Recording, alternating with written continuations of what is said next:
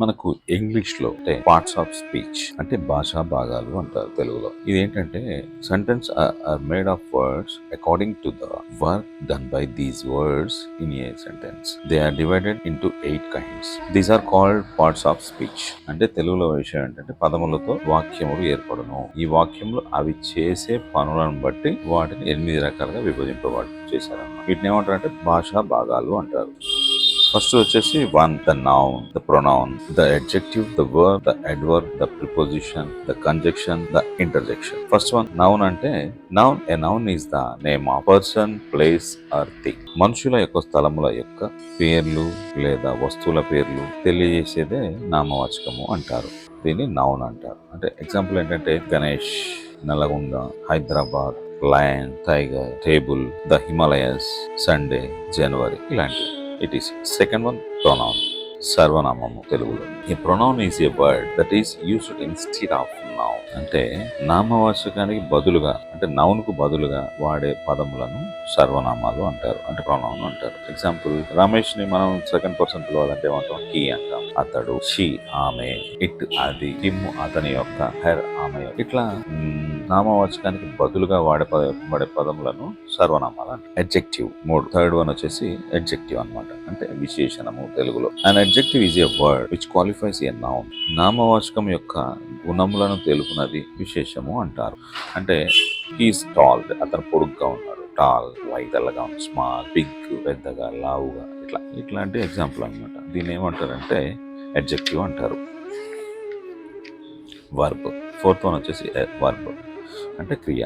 మనం ఏదైనా పని చేస్తాం కదా, దాన్ని వర్బ్ అంటారు అనమాట. A verb is a word which expresses doing or being. అంటే పనులను, పరిస్థితులను తెలియజేయ పదాలను క్రియ అంటారనమాట.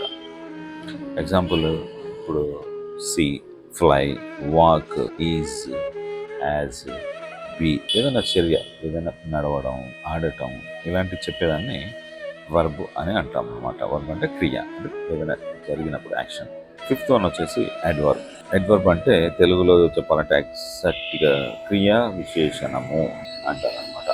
And adverb is a word which modifies the verb. The adjective or another adverb. క్రియలను, విశేషణలను లేదా ఇతర క్రియా విశేషణములను తెలియపరిచే మాటలను క్రియా విశేషణము అంట. అంటే బిగ్గరగా అరవడం, రూడ్లీ, వెరీ అంటే లౌడ్లీ, రూడ్లీ, వెరీ, ఇట్లాంటి ఎగ్జాంపుల్. ఇంకా సిక్స్త్ వన్ వచ్చేసి ప్రిపోజిషన్. దీన్ని తెలుగులో ఎగ్జాక్ట్ గా చెప్పాలంటే విభక్త్య అర్థ పదం. ఈ preposition is a word that shows the relation between a noun and are pronoun and same other words.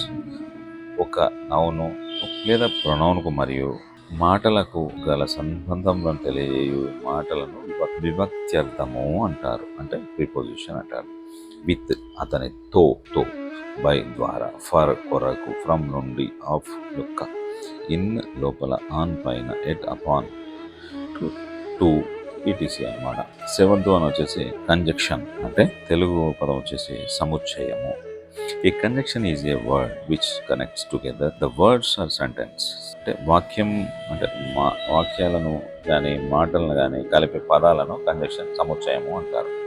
అంటే అండ్, బట్, అండ్ మరియు, బట్ కానీ, బికాస్ ఎందుకంటే, ఆర్ లేదా, దేర్ ఫోర్, యాజ్, అంటిల్ వరకు, ఇట్లాంటి ఎగ్జాంపుల్ అన్నమాట. ఇక last one is least one, interjection. అంటే భావోద్రేక ప్రకటనలు, అంటే ప్రకటనార్థం. అంటే a word which express some sudden feelings such as joy, surprise, sorrow, fear.